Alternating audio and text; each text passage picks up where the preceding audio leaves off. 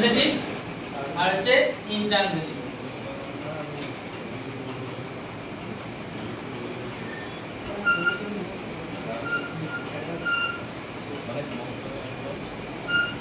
Transitive আর intransitive, ঠিক আছে? ভালো করে দেখ,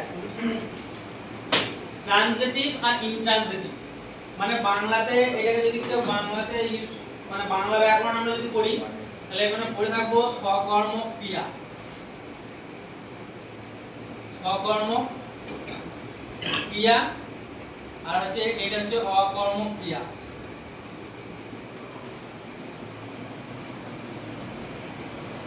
বাংলা ব্যাকরণে থাকে সকর্ম ক্রিয়া মানে হচ্ছে ট্রানজিটিভ ভার্ব, অকর্ম ক্রিয়া মানে হচ্ছে ইনট্রানজিটিভ ভার্ব, ঠিক আছে? তো সকর্মক আর অকর্মক আমরা বাংলা মানে এই যে ওয়ার্ড দুটো এই দুটো দেখি বুঝতে পারছি যে সকর্মক মানে কি এর কর্ম থাকবে আর অকর্মক মানে এর কর্ম থাকবে না। তো কর্ম জিনিসটা কি আমাদেরকে আগে জানতে হবে। কর্ম মানে কি? কর্ম মানে হচ্ছে অবজেক্ট,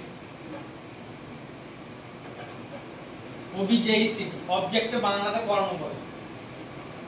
অবজেক্ট মানে কি? সব সময় আমি এখানে একদম লিখে দিলাম, এটা একদম যতদিন বাঁচবে ততদিন মনে রাখতে হবে যে কি আর কাকে ইংরেজিতে লিখলে হোয়াট আর হুম, হুম মানে কাকে, ঠিক আছে? এই দুটো দিয়ে ভার্বকে প্রশ্ন করলে যে উত্তর পাবো সেটাই অবজেক্ট হবে সেন্টেন্সে। কি বললাম? সেন্টেন্সের অবজেক্ট খুঁজে বার করতে গেলে আমাদের তাহলে কি করতে হবে?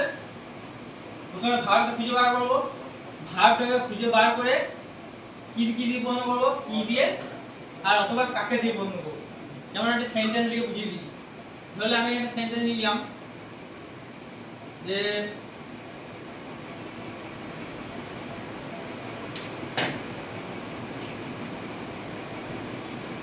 the boys are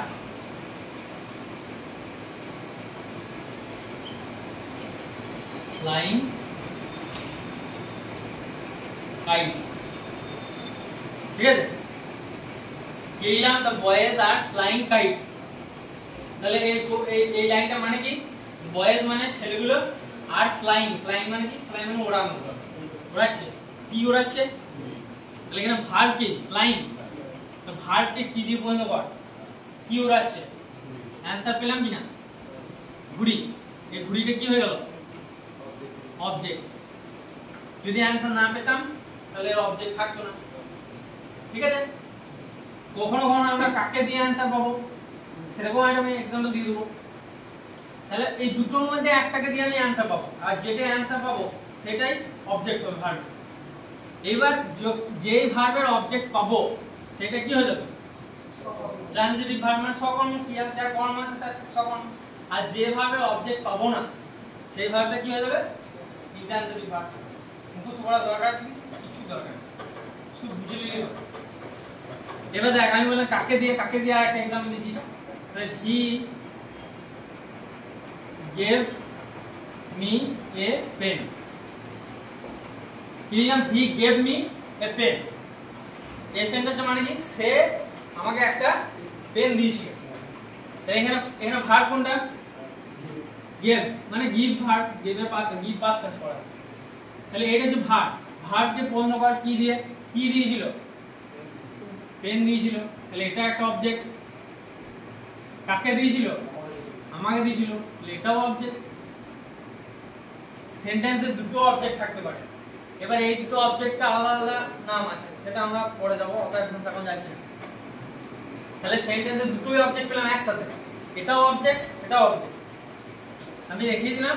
এবার কোনো একটা দিয়ে আমি অ্যানসার পাবো, যদি না পাই সেই জায়গাতে সেটা হবে মানে ইনট্রানজিটিভ ভার্ব, মানে ওর অবজেক্ট না। যেমন এই দেখ এই ফ্লাইং ভার্বটাকে আমি এখানে ইউজ করেছি তো ট্রানজিটিভ হিসেবে। এখন এমন একটা সেন্টেন্স লিখবো এই ফ্লাইং ভার্বটাই থাকবে কিন্তু এই ভার্ব তখন ইনট্রানজিটিভ হবে। যেমন এরকম যে লিখি birds R flying in the sky, ঠিক আছে? Birds are flying in the sky, এটা মানে কি পাখিরা আকাশে উড়ছে। কোন ওয়ার্ড কি উড়ছে? আর অবজেক্ট কোনো সময় একটা জিনিস খেয়াল রাখতে হবে, প্রথমে থাকবে না, ঠিক আছে? ভার্বের আগে অবজেক্ট থাকে না, অবজেক্ট সবসময় কখন থাকে? ভার্বের পরে। তাহলে এটা অবজেক্ট হবে না।